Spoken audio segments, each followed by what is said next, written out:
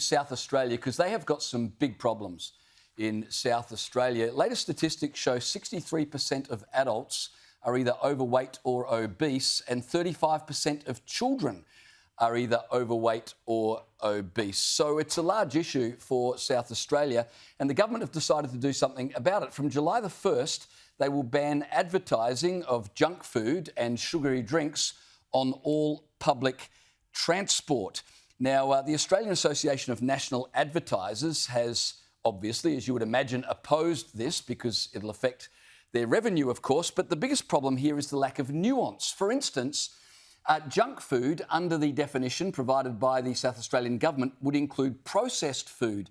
So get this, Danica, you would be unable to advertise a ham and salad sandwich because ham is processed. Or what about this? If the Make-A-Wish Foundation put up an ad on a bus and the advertisement for Make-A-Wish Foundation featured a kid with, say, a sponge cake celebrating a birthday, that would be illegal because that would be promoting unhealthy foods. Or what if there was a food festival being held in Adelaide?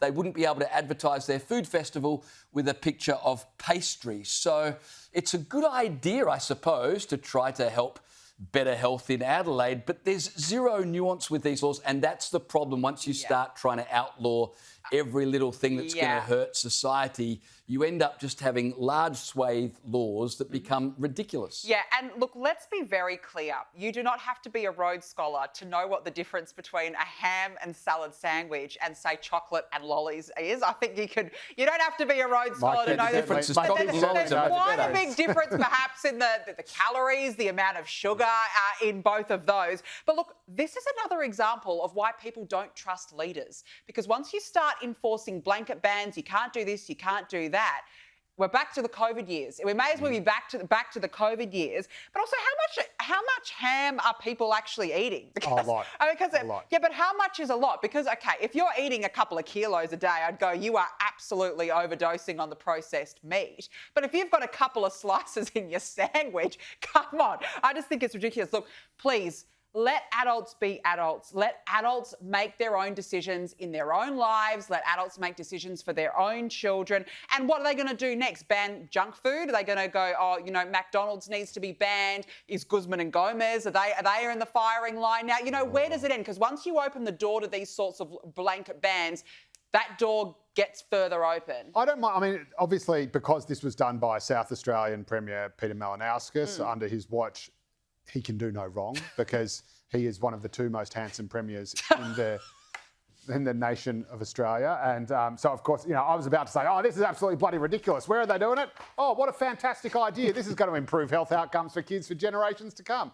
But I think if it is just if it's just the government saying, well, no, this is what we decide we're going to accept just for our sites. I mean, they're not going to ban it. I like it better than a wealth tax and than a sugar tax because that actually targets people who are less wealthy because, of course, people who are poorer or from lower socioeconomic backgrounds are more likely to have to buy junk food or less healthy food because it's cheaper and easier and that just ends up penalising them when they're already being penalised by life. The problem with your Labor mates, though, is now that South Australia are doing this, there's pressure on Mark Butler to do something nationally. And as Danica said, where do you stop? And not just like ban junk food, but if you're not going to advertise on public transport, I mean, kids access advertising about junk food on social media. It's everywhere. You're going to ban that. Are you going to ban junk food being used to sponsor sporting things? Well, I mean, and are you going to ban parents who, I mean, after all, it's parents who buy the food, right? Correct. So should we start removing children from homes where mum and dad are buying them Kit Kats? At what point do you draw a line? At what point do you draw a line? But at what point do you take your fingers out of parents' lives? Stop telling parents how to parent. Let parents make the decisions for themselves. They know their kids best. They're the ones that know their children in and out. Stop dictating to parents what they should and shouldn't be doing. Well, it's a bit like when they started banning all unhealthy foods from school canteens.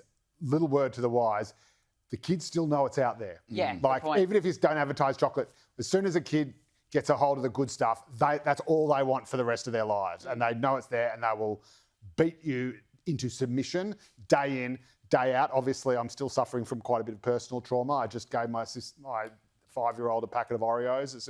You know what I mean? Like they get it and they wear you down and they find a way because they're evil, manipulative little terrorist masterminds who know how to find your weak spot and then crush it and break you as a human being. I'm just going to stop. But you might be in trouble, see, under South Australian, under a blanket ban. You could be in trouble right now. Well, maybe it might be one less thing that you have to worry. It's like the social media. Well, is it a fine? Right? So it's one thing you can say. What is it? Like what I say to, we say to, like my 5-year-old, for example, my mum says to her, well, if you eat all that chocolate, you're going to get diabetes. And I actually had to bring her into work to Sky News. And she was talking to Mel, the makeup lady, downstairs.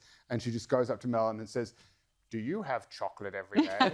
And Mel says, actually I do, yeah. I mean, the big... You have diabetes.